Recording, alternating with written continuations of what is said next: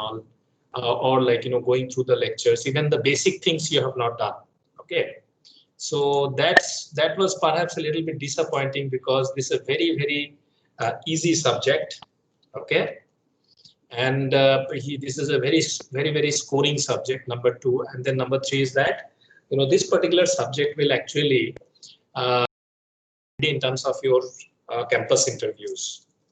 So those who have not started, I just, you know, request you to start. You may just note that, you know, these videos of these quizzes will be very important because there was an audio visual, right? The slides were there and then you were answering the questions. I mean, who did answer, it really doesn't matter. But if these videos, a copy of these videos, if you can keep with yourself, you know, you will see most of the questions that were asked during this quiz.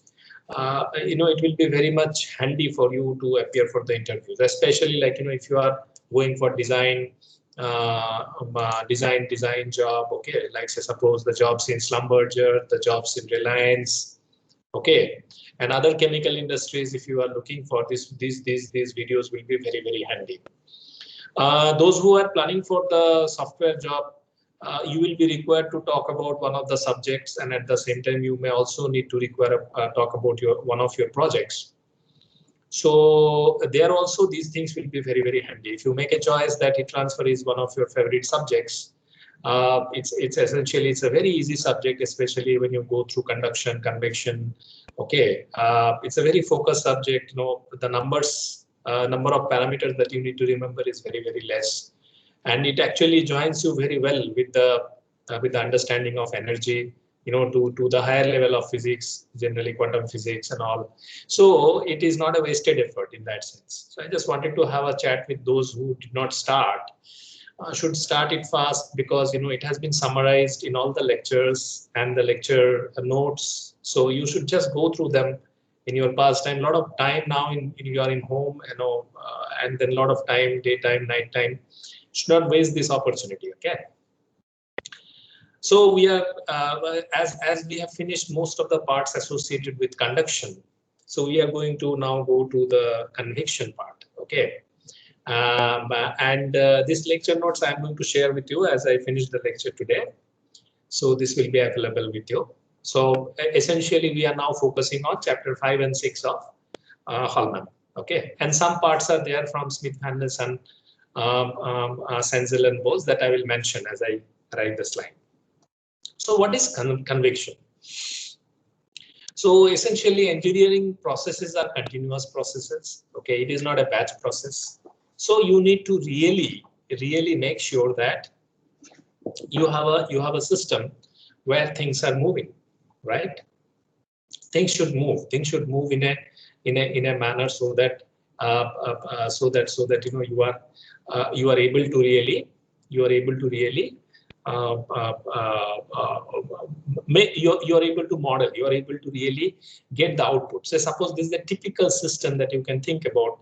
Say some flow is coming, it is flowing through a pipe, the pipe is having a bend. So suppose there is a heat exchanger, okay, where you are either cooling down or heating up. In this case, you know, you are basically heating up. Okay, it is a heat exchanger. So suppose it is a boiler. Okay, and then what you are doing, you are putting in front of a turbine, inside a turbine. What a turbine does, you know, there is a kind of like, you know, impeller, and this fluid will flow and the turbines will rotate, and that will generate energy. So some work will be extracted out of this fluid and the fluid is going out. I'm just representing a typical system, okay, where you generally need to manage in an engineering process. And this is true for a kind of like, you know, flow process. It can be an electrical process. It can be a kind of automobile process. Okay, it can be a kind of mechanical process, right? So everywhere you need to have something to flow. And the topic that is associated with flow. So you can see that here there is some heated surface, and I am just showing, like, you know, with this animation how the aerodynamics is happening over a heated plate. Okay, it's a computational fluid dynamics simulation. Okay, this is the lump system that we were doing, like, you know, so this is a heated ball, and then I have just dipped inside water, and this is the typical temperature profile that is happening around. So you can see that there are some recirculation zones around this particular particle. So this is a kind of a situation where initially this fluid was stationary. This was a solid which is stationary, but moment you dip into it, there will be some motion associated with the fluid, and this motion, many of you were saying yesterday or day before, it was convention. No, it's not convention. It is convection. Okay, convection. Okay, convected. So this is the way the heat or the mass or the momentum is convected. Convected means, convection is the term, is a scientific term associated with the flow. Flow is a more generic term. It's more literary term. The more technical term is the convection. Okay, there is another term which is used very frequently, that is called advection. Okay, so advection diffusion equation, convection diffusion equation. You will see convection is the part of the Navier-Stokes equation, which is the left hand side, and diffusion is the elliptic part. Okay, convection is the hyperbolic part. Okay, so these are the typical terminologies: convection, flow, advection, that are used. This is another very beautiful example we have given, like, this is a kind of airfoil. Typically you can think about this, the cross section of the wing of a aircraft. You just imagine the aircraft, there are two wings, and near that wing, if you take a cross section, this is the typical wing of a aircraft. Now your aircraft, if the aircraft is moving in this direction, you will see that this sort of aerodynamics that is happening at the backside of the wing. So this is again a kind of a kind of convected momentum, heat, and mass transfer. So in order to simplify the problem, we first understand. Say suppose when there is a convection, what are the possibilities? When there is a fluid flow, when we ensure that there is a fluid and that is flowing. So suppose this is a solid object. Suppose this is a heated object, and on top of that you are making a fluid to flow.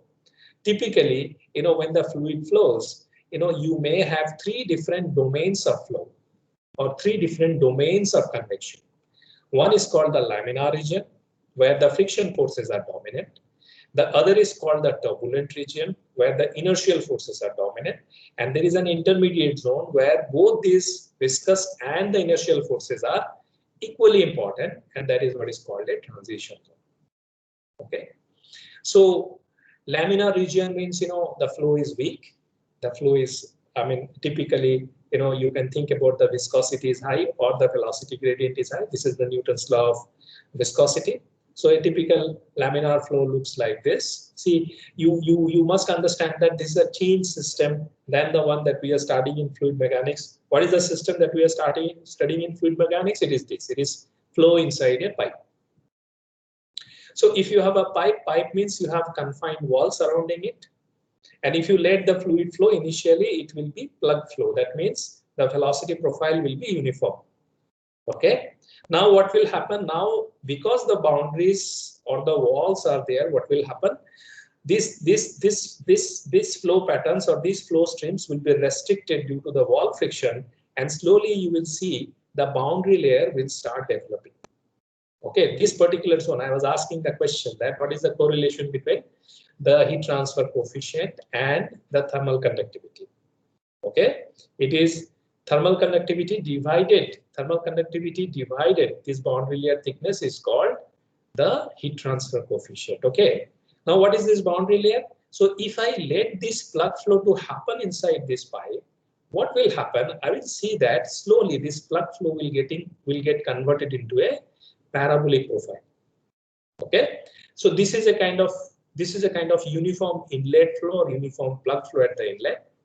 And then if I have a particular length, if I allow this flow to flow a particular length inside a confined system like a pipe, I will see that this boundary layer will slowly develop and will reach until the center line of the pipe. And this particular flow is called the fully developed flow. Okay, so you can see from here to here for a given L by D, this is the length, that is L, and this is the D, this is the diameter. For a given L by D and for a given flow rate, I will see that, for a given flow rate, I will see that for a particular L by D, I will really be able to obtain this fully developed flow. This is what happens inside a pipe for a laminar flow. What happens on a flat plate? See, this is a situation with a pipe. What happens on a flat plate? The flat plate is that this is a flat plate, this is the water, and this is air. Okay.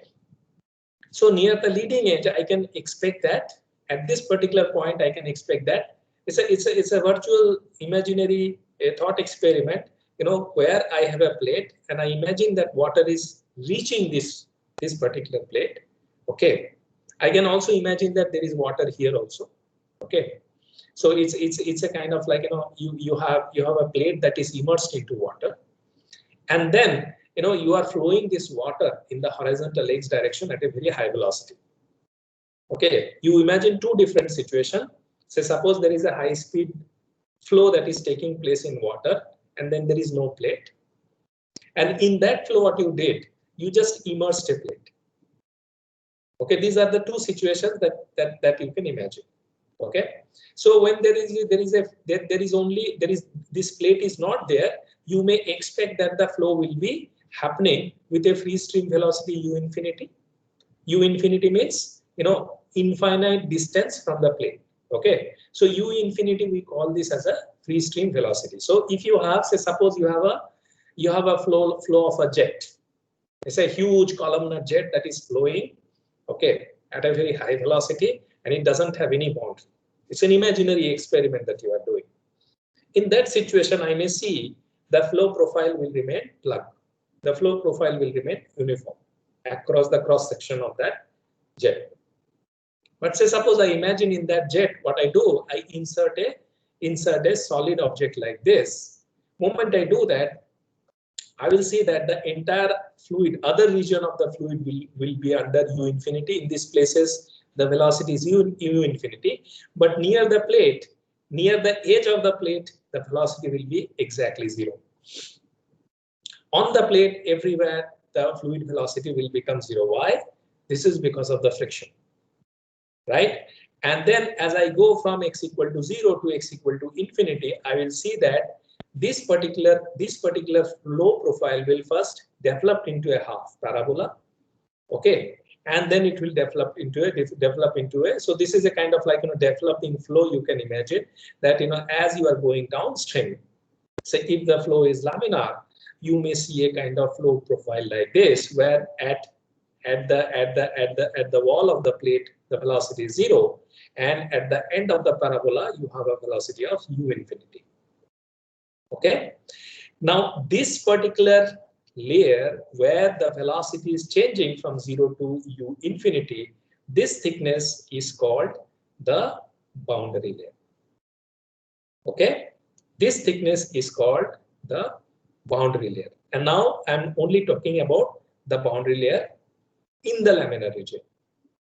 Okay, now if you keep increasing the flow rate, what will happen? So beyond this laminar region, you may anticipate that in the laminar region, what is the characteristic of a laminar region? That this particular flow stream is not interfering. It is just exchanging the momentum with this particular. Say if I just think about a stream here, these two are exchanging the momentum between each other. This is moving at a very high speed. This is moving at a lower speed.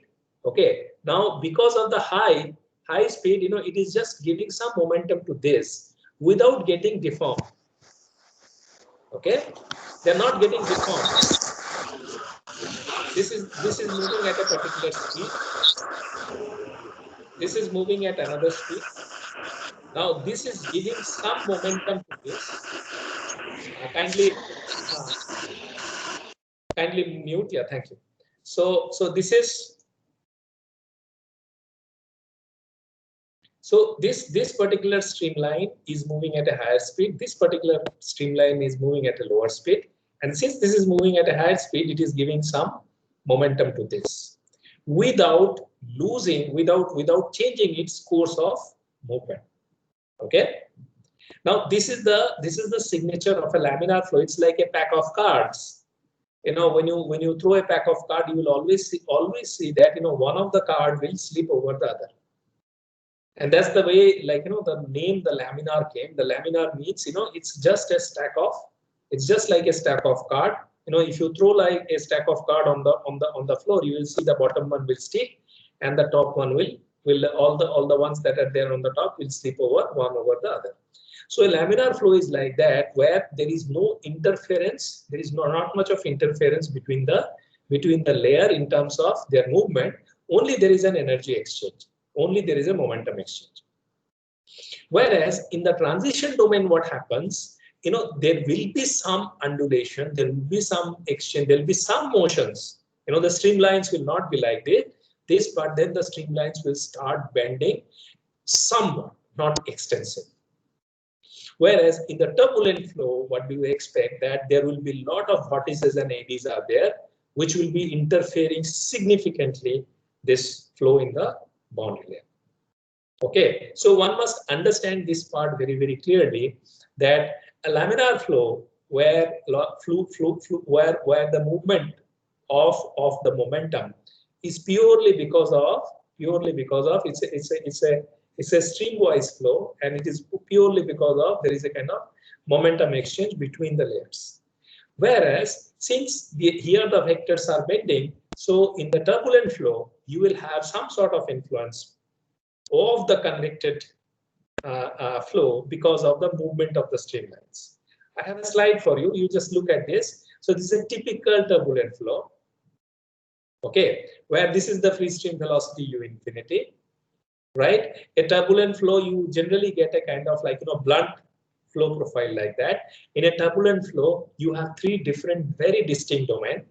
Okay, in the boundary layer itself, this is the free stream, this is the boundary layer.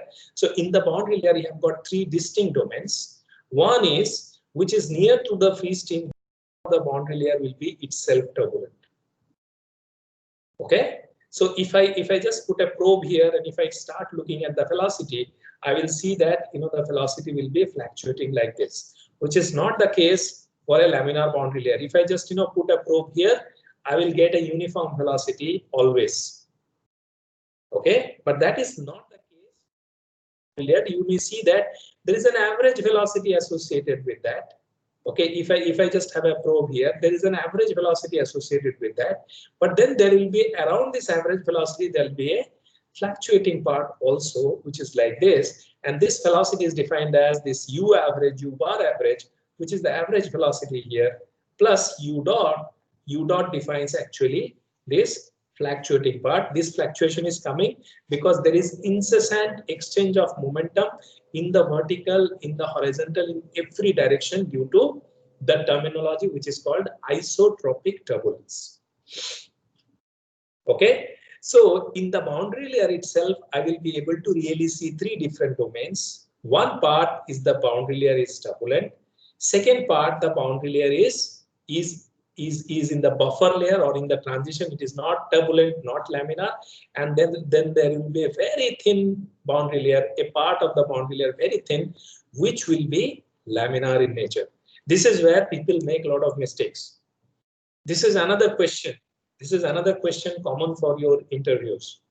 Okay, people will ask you what will be the velocity profile. You have a flat plate or a pipe flow. What will be the velocity profile and what are the different regions of flow? For a laminar region, the entire flow is laminar. For a transition region, again, what do you expect? There'll be a domain where the velocity will have a fluctuating velocity. Then there'll be a buffer layer, and then there will be a viscous sublayer. For turbulent, this turbulent boundary layer will be a little bit thicker. Then there'll be a viscous sublayer, and then there will be a laminar sublayer. Why is that so? Because when there is a plate and when there is a flow, on the plate, you can always expect the velocity to be zero. Right? Now then what happens, this particular velocity will so suppose the flow that is just near to this plane where the velocity is zero, it will have some velocity, but then that will not be equal to the u infinity, which is a very high velocity. So you may expect a very, very thin viscous sublayer, okay, even in the turbulent boundary layer. Okay, then there will be a transition layer or the buffer layer, and then there will be a turbulent boundary layer. So if I just focus on the boundary layer, I may find that the boundary layer will be thicker and laminar. Okay, thicker and laminar for what? Which situation? When the flow is in the laminar region. But moment it goes to transition and turbulent layer, what do I expect? I may expect the laminar boundary layer, the thickness of the laminar boundary layer will progressively reduce. Okay, and for a turbulent boundary layer, the thickness of the laminar part is very, very thin. Right? Why it is so important? Why am I focusing on the laminar part of the boundary layer? Because you know that this laminar flow is associated with the frictional losses. So thicker is the laminar region. That means larger is the loss due to friction. Okay, so in a turbulent boundary layer, so first thing is that there is a free stream velocity and there is a boundary layer. This is the picture of a boundary layer. And in the boundary layer, you are identifying three different types of convection. One is in the direction of the flow, which is laminar convection. Second is in the transition region in the direction of the flow, as well as in the vertical or different other direction of the flow. Okay, this is the transition region, right? Here the friction forces are highest. Here the frictional and inertial forces are equally strong, or maybe they are of equal order of magnitude. And in turbulent flow, what is happening? The inertial forces are much superior than the frictional forces. However, in the turbulent and transition zones also, you have a part of the boundary layer which is turbulent, a part of the boundary layer which is the buffer layer or the transition layer, and then there is a part of the boundary layer which is laminar. So even in a turbulent boundary layer, you have a laminar sublayer, you have a buffer layer, and you have a turbulent layer. Now, once you understand that this is for a flat plate, we can go to the pipe flow. What happens in a pipe flow? You can see that this is an entirely laminar flow. So uniform plug flow is slowly developing the boundary layer. Why the boundary layer is developed? Because as the pipe walls are, this fluid is undergoing friction with the pipe wall. Slowly there is a growth of this boundary layer thickness until the center line of the pipe. This is true for even two for parallel plates, semi-infinite two parallel plates. This is called a plane Poiseuille flow. Okay, so in a plane Poiseuille flow, you may see that the boundary layer will extend until the center line of the channel, right? Whereas if I look at a turbulent flow in the same situation, what is a turbulent flow? In turbulent flow, what am I doing? I am just increasing the velocity, right? So if the velocity is low, that is laminar. If the velocity is high, I am coming to those numbers later. If the velocity is high, then it is a turbulent flow. So suppose I increase the velocity, say by 2 or 3 orders of magnitude. So then I will see this parabolic profile will get converted to a profile like this. Okay, this is a kind of blunt parabola. So you may see near the center, it is more or less uniform velocity, whereas near the wall, there is a kind of sudden reduction in the velocity profile. So this is a typical turbulent flow velocity profile where you have a turbulent core and the laminar sublayer. So people generally divide in a pipe flow. There is a maximum part of the fluid, inertia driven, this is flowing, and whereas you have a very thin boundary layer, near the wall. Question is, why are we studying? Why are we spending time in this heat transfer class? Now you may imagine that say this is suppose your heated wall, and this is the way you are flowing the fluid. Now when you are flowing the fluid, what it is doing because of the flow, it is convecting. We were discussing about this, lump system, BO number, Fourier number, all these things we were discussing, last 2 days. So you can see that, moment you take this away, you need to calculate a particular parameter which is called K by delta. The heat transfer coefficient, K by delta. Delta is what? Delta is your, what is H? How did we define H?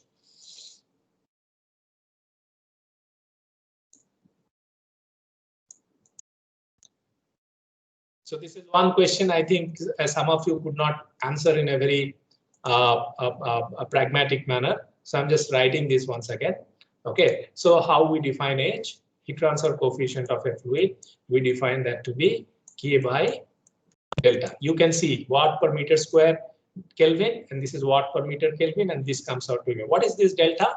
This delta is the thickness of the boundary layer.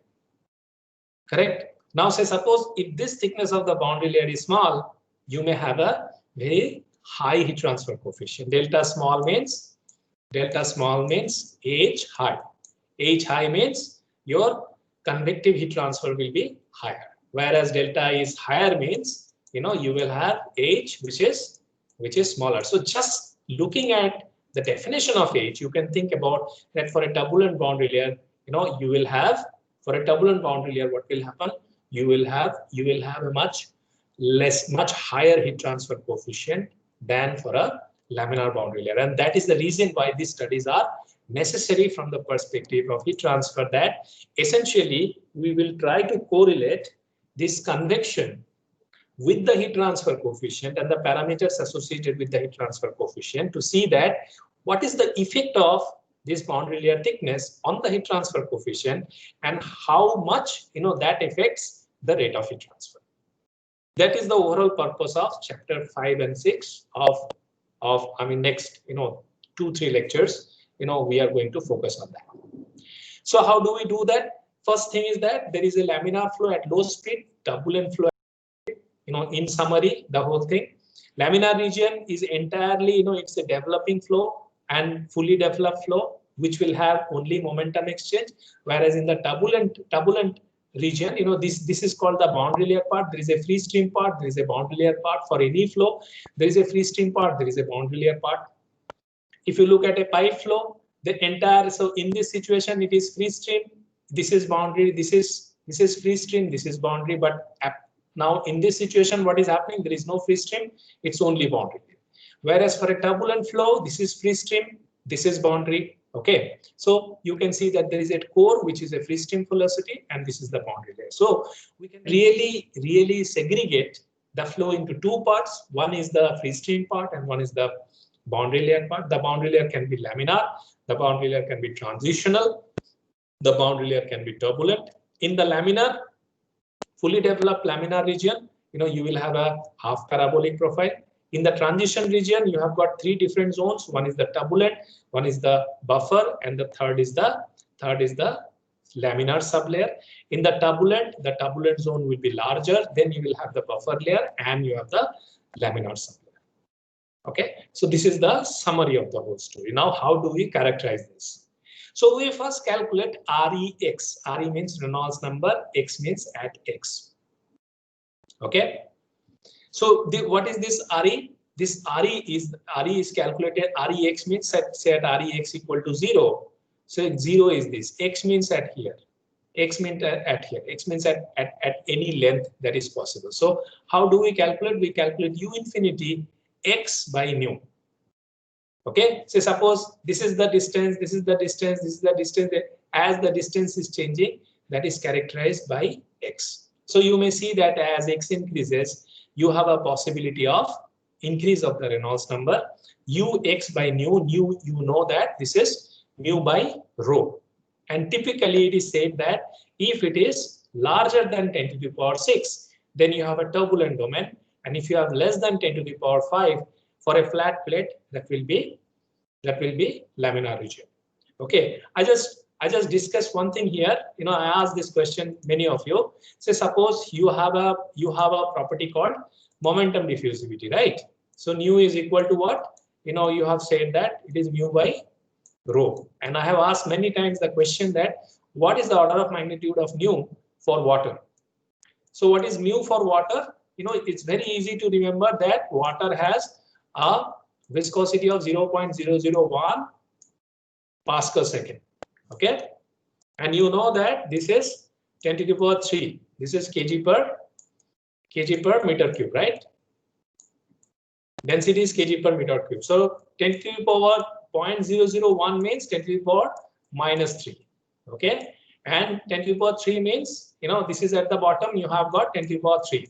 So if I evaluate that, you will straight away see that this will come out to be, nu will come out to be 10 to the power minus 6. Okay, what is the unit?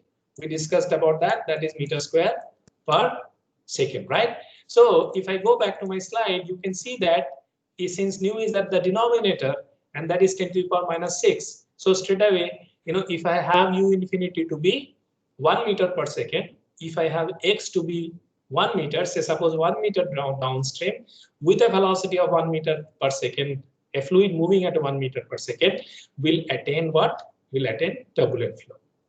Okay, less than that will be, say suppose if it is 0.5, then it will be in the transitional domain. Say suppose if it is 0.01, then it is in the laminar flow. So it's very easy to calculate. It's very easy to calculate in that way, like what should be the velocity, what should be the average velocity of the fluid, what should be the free stream velocity of the fluid for the flow on a flat plate. So you must be wondering that why this Reynolds number is so high, which was told to me that it is about 2100 in a pipe flow. Right? Of course, this should be the case, right? For a pipe flow, this is 2100. Why? Because you have got two walls. So since the influence of both the walls are there, the laminar to turbulent transition will happen at a much lower Reynolds number. In case of a free stream, on a flat plate, free stream flow on a flat plate, you will require a much larger length. Okay, in order to really enforce this, transition from laminar to turbulent. It's a very paradoxical thought process that when there is a boundary, there is only friction, right? Now, if I ask you a question, when there is no boundary, is it possible to generate a turbulent flow? The answer is, it is very difficult. It is the boundary actually that instigates any turbulence. If you really dig deep into the whole point, you will see that it is the boundary that instigate the onset of turbulence. So suppose if I have a free jet, if I just keep moving at a very high velocity, okay, you will find the onset of turbulence will happen at a much higher Reynolds number in absence of the boundary. Whereas if I put a boundary, and if I put a very rough boundary around that flow, you may see that immediately there is a turbulence. You have done this experiment many times. So suppose there is a water that is flowing in a river. Okay, moment you put your hand, what happens? You will see that there will be recirculation. There will be localized turbulence around your hand. Okay, so it's a paradoxical thought process that, okay, turbulent flow means it's an inertia dominant flow. I should keep it away from the wall. But the point is that if you do that way, then you will require a very high free stream velocity in order to create the turbulent flow. On the other hand, if you judiciously place the wall, what will happen? You will generate a little bit, you will lose out a little bit of energy because of the friction, but generation of turbulence will be easier. It's a very beautiful example of this. So suppose if you have a flat plate, you will see the transition will take place of the order of 10 to the power 6 Reynolds number. However, if I put two walls, you will see I'll be able to really generate a transitional, laminar to transition will happen at 2100. And then after 4000, you will see that Reynolds number more than 4000, you will see that there'll be an onset of the turbulent flow. Okay. So in a pipe flow, if I start with an uniform inlet flow, I may see the boundary line will be developing up to the center line when the Reynolds number is less than 2100. Whereas if it is more than 2100,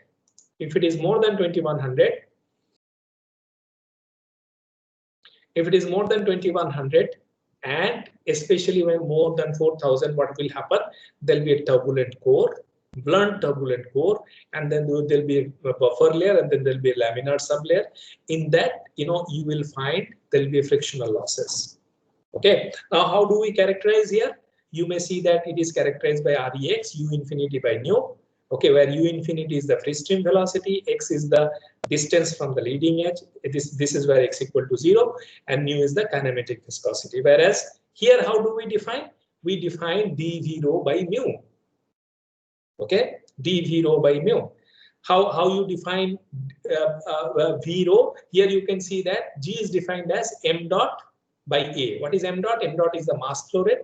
What is mass flow rate? You have you take density, and then this is called mass velocity. Okay, this is called the mass velocity, mass per unit time divided by the area. Okay, rho um is meter per second, and rho is what? Kg per meter cube, right?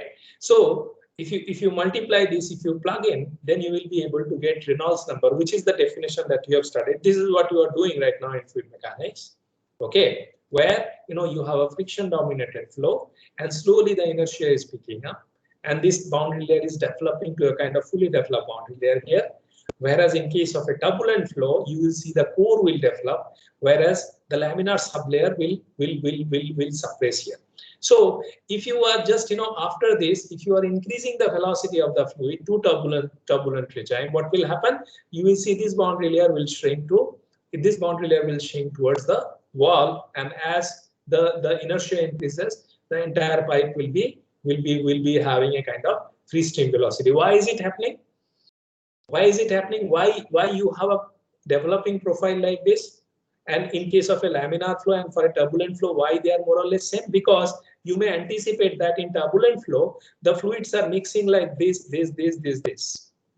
Whereas here there is a very ordered momentum exchange. This one is giving some to this. This one is giving some to this. This one is giving some to this. This is like an array of birds are moving like this, right? Now, in this situation, that is not the case. This line is also, not only giving to this, but this line is not only giving in the y direction in a very systematic manner, but sometimes it is also bouncing like that. So there are some recirculation currents, some eddies, some vortices that are also like mixing, that are also creating some sort of mixing. Okay, and which is the reason. See, there is an intermixing of layers. There is no intermixing of layers. There is an intermixing of layers. And these intermixing of layers are causing to make the velocity more or less uniform rather than, there is a gradient.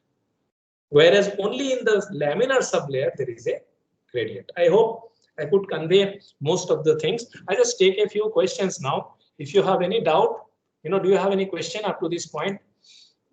Is it clear? Everything is clear up to this point? Do you have any question here? Because it's very important. Everything will be based on whatever argument we have put forward now. Excuse me, sir.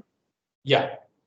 Sir, how will there be a turbulence when there is no boundary? Yes. So if you keep on increasing the velocity, okay, if there is no, say, suppose I imagine a free jet, okay, and I just keep increasing the velocity, keep increasing the velocity. So there is no, so slowly what will happen in a particular time, at a particular velocity, what will happen? I will really be able to overcome the friction that is associated with the molecular friction. Okay, see, in a free stream, what is the origin of the friction? I just think about a cylindrical jet. Okay, now here these molecules are going, molecular layers are going like this. So this is the source of the friction. Now, if I am really able to go beyond these molecular associations and frictions, so I will be able to really see a particular point, a particular velocity, beyond which it is able to really overcome these frictions. Okay, now say suppose I look at a jet like this. So near the boundary, say suppose there is another fluid.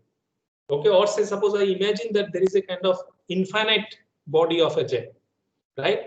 Now there I take a thread.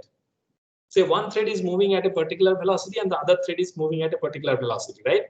Now if these threads are moving like this, one after the other, beyond a certain friction, beyond a certain velocity, it will be able to really overcome the friction like this, and it may start oscillating like that. It's a thought experiment.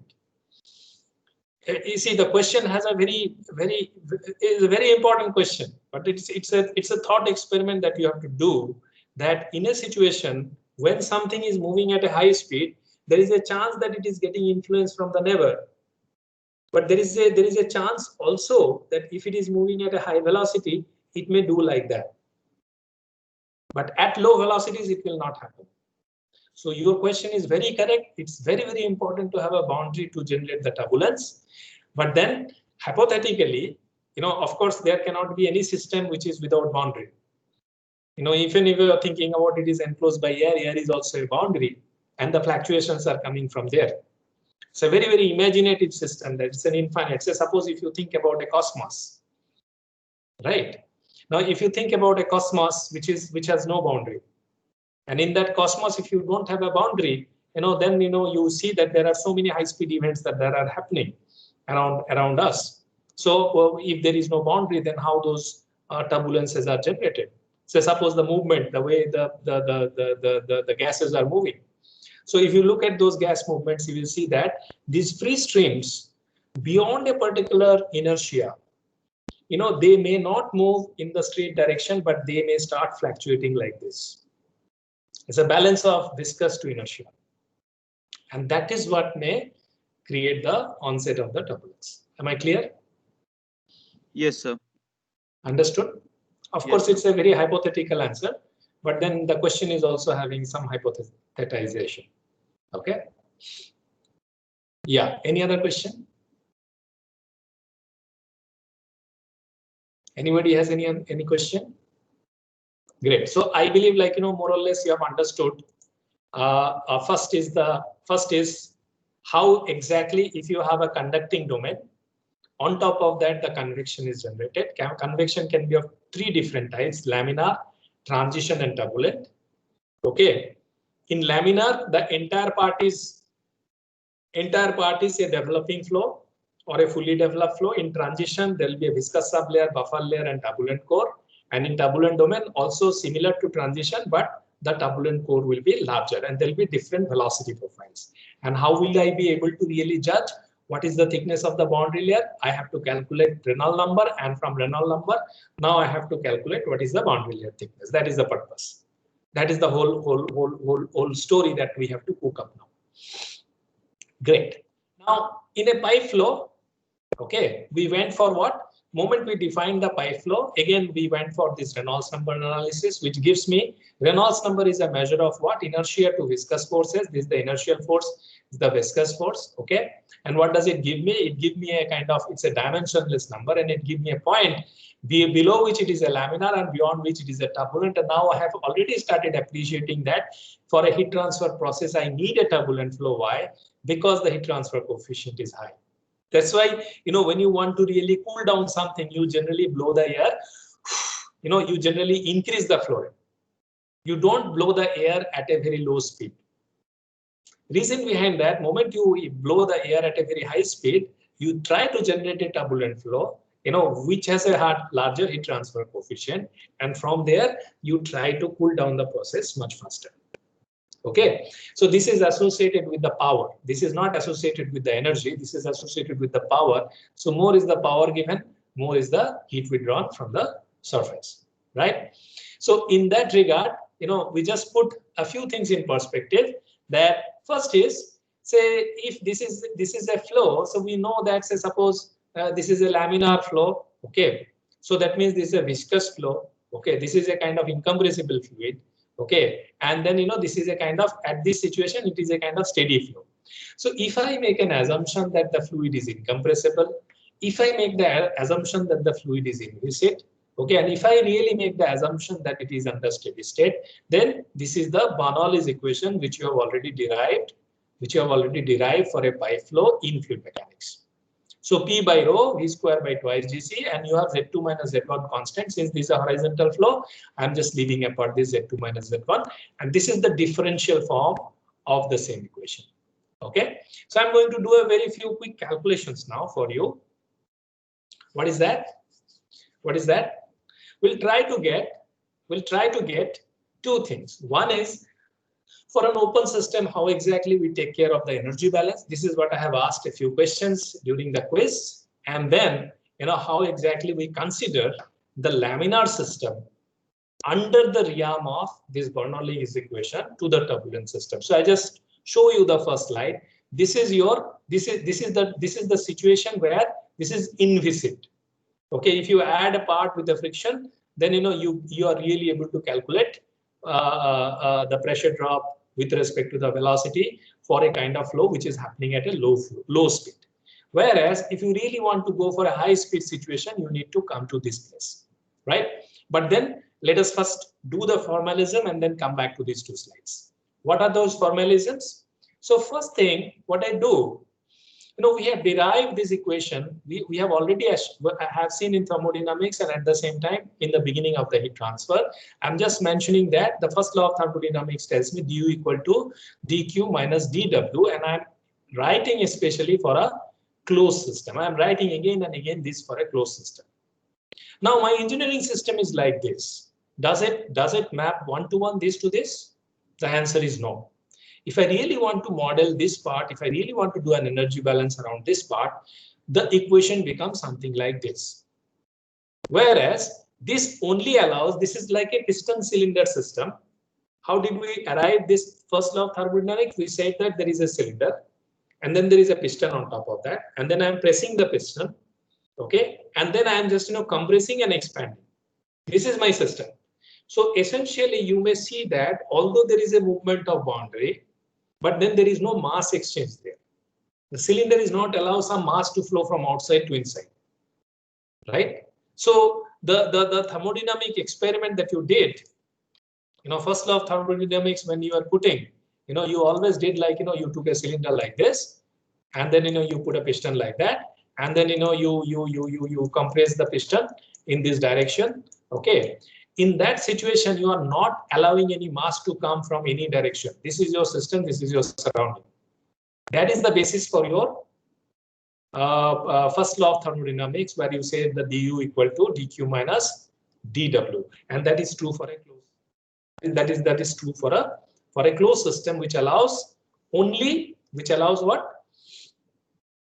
Which allows only the only heat transfer, only the transfer of energy, but not transfer of mass. If you do a transfer of mass, if you write a balance equation with this, it will come out to be delta U plus delta EK. EK stands for kinetic energy, EP stands for potential energy. So whatever is the kinetic energy change associated with the process, whatever is the potential energy change associated with the process, plus the internal energy is the result of Q minus W.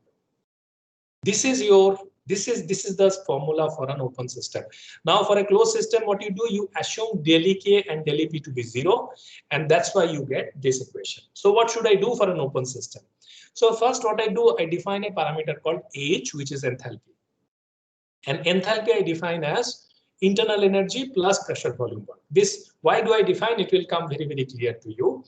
Now you see that if I take the balance for the one that we have said here, the energy balance corresponding to this system for an open system, okay, delta EK can be half U2 square minus half U1 square. Say suppose there is a velocity at 2, that is U2, 1 at U1. Okay, this is Z2, this is Z1. So how do my velocity change is coming? Half delta U square.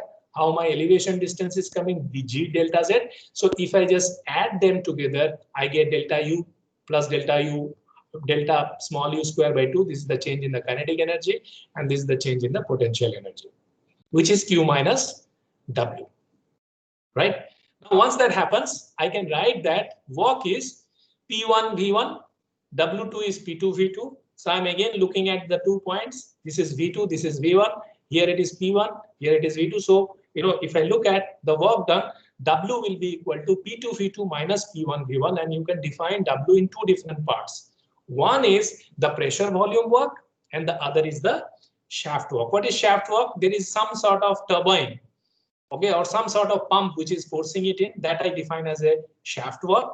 And the other work is like, some pressure volume is here, some pressure volume is here, that I define as a pressure volume work. Now total W is shaft work plus P1 V1 plus P2 V2 minus P1 V1. This is the change.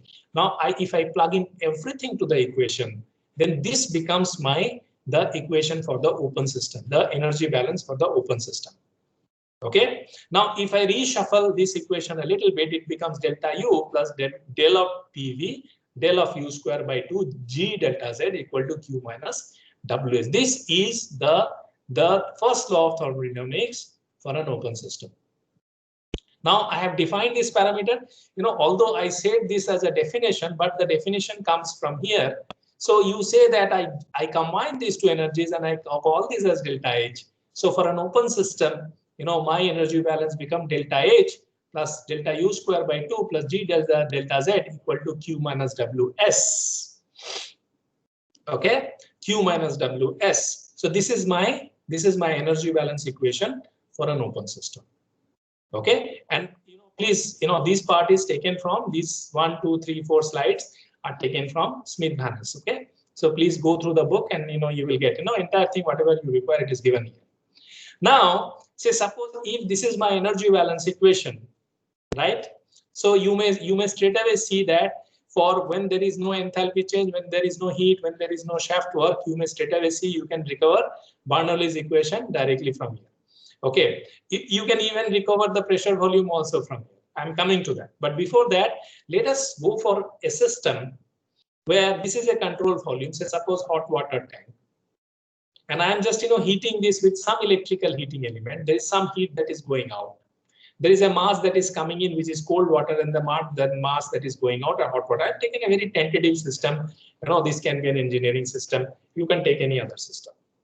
So in that, if I try and enforce the energy balance, E in minus E out is equal to del E by del T. This we are doing for a long. Now in steady state, I can put this to be 0, E in to be E out. What is E in? First is what is Q in, what is W in, and then what is M dot into theta. Okay, what is theta? Now theta, what am I doing? I'm combining these three to be theta. So you can see here, H is the enthalpy, V square by 2 is the velocity, Gz is the elevation.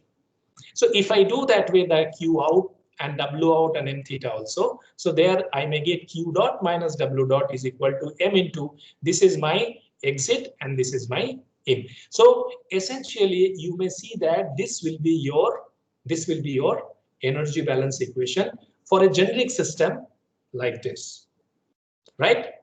Now if you perform this, okay, so first is what? First is the for this is your first law of thermodynamics for an open system. And if you perform an energy balance over a system, which is equivalent to what we have written here, you may see that this is nothing but that, but then this we have written in terms of what? In terms of we have done power. This is not energy. Although I have written the energy balance, we are really trying to see rate of change of energy. Why? Because this is the main focus of our fluid mechanics. So here you may see that we generally, try and define a situation, okay, which are in the form of the stagnation properties. What is the stagnation property? I just first define it, and then I'll come to the different types of explanation and physical systems associated with that. So suppose this is a kind of compressor. You have a fluid which is coming at H1, V1 and H01. And then what is happening at a particular, after it is getting compressed, this is going to H2, V2 and H02 is equal to H01. Okay, I'm coming to what is H01 and H02. Now, in this sort of system, if I enforce an energy balance, you may see the elevation remains same. So H1 V1 squared by 2 will be equal to H2 V2 squared by 2. Okay. Now, suppose if I say that this particular process is a steady adiabatic flow through a duct, no shaft electrical work done, no change in the elevation or potential energy. So I'm just essentially summarizing this energy, simplifying this energy balance into this energy.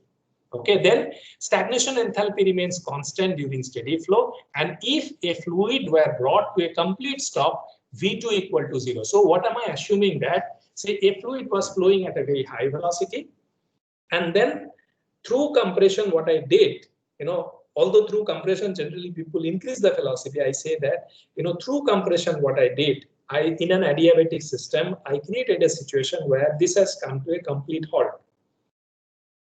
Okay, so that means V2 is 0 And the second assumption that I'm making, that this particular process has been done in an isenthalpic manner. The enthalpy in the left hand side and enthalpy in the right hand side is to be same. You are doing Joule-Thomson effect, right? So different types of isenthalpic processes are available in the thermodynamics. So if I just enforce an isenthalpic process, so I can reduce this equation. This V2 is 0. So you put V2 to be 0 and H1 equal to H2 equal to H02. If I put this into an isenthalpic process, so I end up getting equation like this. Now you know that H is equal to Cp dt. I can take one of the temperature to be the standard temperature or temperature to be 0. So H can be replaced as Cpt0 to Cpt V square by 2. And from there, I can write T0. Okay, T0 means what? T0 means the temperature at the point of stagnation is equal to T, which is the free stream temperature, to V square by twice Cp. And then what I can do, since this is an adiabatic process, this you have already derived, PV equal to nRT is the gas law for an isothermal system. For adiabatic system, these are the gas laws. This is for pressure, this is for temperature, and I can replace them, right? Another perspective here is that, this can be written as H plus V square by 2 equal to constant, which is an isenthalpic process. Now, for what I do, this is an energy balance. This is not isenthalpic process. It's an energy balance with the same elevation. This is equal to constant. If I differentiate, I can write dH equal to V dP equal to 0. Okay, and since this is an isentropic process, I can write TdS. Adiabatic means I can isentropic ds to be 0.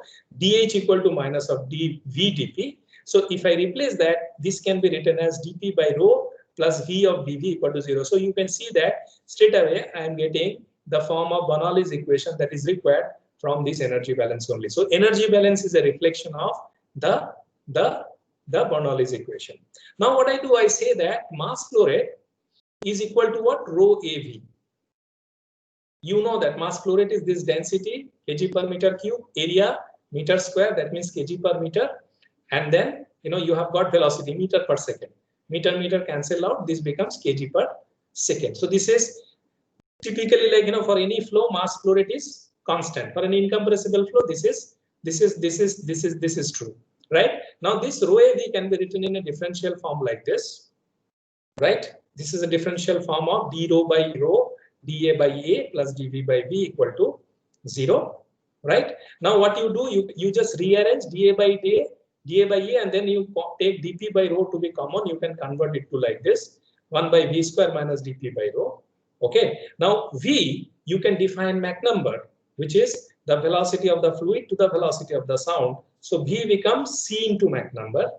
Okay, and then you do a little bit of rearrangement based on this in order to get this T0 by T, which is the stagnant temperature. This T0 by T is coming from here. If I just do a little bit of rearrangement based on these two properties, I end up getting T0 by T is equal to 1 plus K minus 1. K is the Cp by Cv divided by 2 into Mach number square. So why did I put this effort? I put this effort in order to understand this slide. What is this slide? This is a turbulent flow that is taking place. Okay. Now, if I really want to enforce the Bernoulli's equation for this turbulent flow, okay, I need to really know three properties which are called the stagnation properties. One is called T0 is the stagnation temperature, P0 is the stagnation pressure, and rho 0 is the stagnation density. Okay. Now this T0, P0, and rho 0 can be expressed in terms of what? The Mach number. Mach number means it's a high speed flow. If a fluid flow is reaching Mach number, that means it's called the sonic flow. If it is less than Mach number, it is called a subsonic flow. If it is more than the Mach number, it is called the supersonic flow. And if Mach number is more than 4, that means Mach number is V by A. A is the speed of sound. If V is less than A, say suppose laminar flow, it's a subsonic flow. Many turbulent flow is also subsonic flow. But if your fluid velocity, say suppose some aircraft is moving at the velocity of sound, if Mach number 1, then it is sonic. If it is Mach number 2, then it is supersonic. If it is Mach number 4, then it is hypersonic. So based on the Mach number, what happens? The degree of turbulence inside a system changes. Okay, and that gives you a property which is called the stagnation property, temperature, which is T0, pressure P0, and density rho 0, which depends on the gas type, Cp by Cv, and the Mach number, and the fluid. So suppose the fluid type, you have argon, Cp by Cv is different. You have air, Cp by Cv is different. You have oxygen, Cp by Cv is different. And how fast this particular fluid is flowing, based on that, you will decide T0 to T, where T0 is the stagnant temperature and T is your operating temperature. And your Bernoulli equation is written in terms of these properties. What you do is, again, I am going for I equal to E plus PV, means E internal energy and I is your enthalpy. So you can see that enthalpy plus V square by twice Gc plus Q is equal to I2 1 by 2 V square by 2 Gc plus WK. Why am I adding the here Q? Because this is an adiabatic system. In general, turbulent flows are considered adiabatic system. And what is WK in the right hand side? WK is the net external work done and net external work done and in the process. So for a turbulent flow, if I want to really enforce an energy balance, the energy balance will look like this, where T0 by T, P0 by P, and rho 0 by rho will be coming from the derivations that we have done here, right? So I have just given a kind of stagnation property, 1D isentropic flow, in order to give you the hint how these properties are derived, how these stagnation properties are derived. This you will do in the 8th chapter of perhaps last lecture of fluid mechanics. I just needed to do this in order to make sure that you differentiate the Bernoulli's equation, which is like this for a laminar, for an inviscid flow, and for a turbulent flow, it will come out to be like this, and which will come from the energy balance. Okay. So I stop here. More or less, this is the one. This much. I wanted to go for 2 more slides, but perhaps time will not permit. So if you have any questions, we'll continue tomorrow with this one. Any question?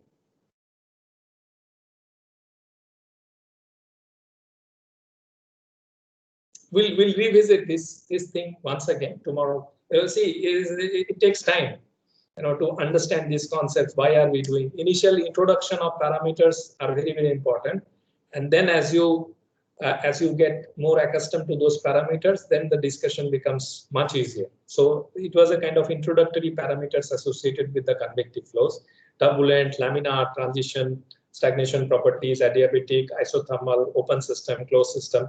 So hopefully you are getting acquainted with them. That's why I'm mentioning again and again. But as things settle down, you will see that things will become much easier. Yeah, any question? So most probably, Vinod, we will continue this Friday also with these lectures, and we'll go for the tutorial 3 on next Friday. Okay, so that this part is completed until next Tuesday, whatever we have targeted. Perhaps we are behind by a lecture, so this Friday we'll continue with these lectures. Okay, and tutorial we will go for. We'll circulate the tutorial next Friday. So then I think we will be at par with the schedule. Thank you so much. See you tomorrow again at 12 noon.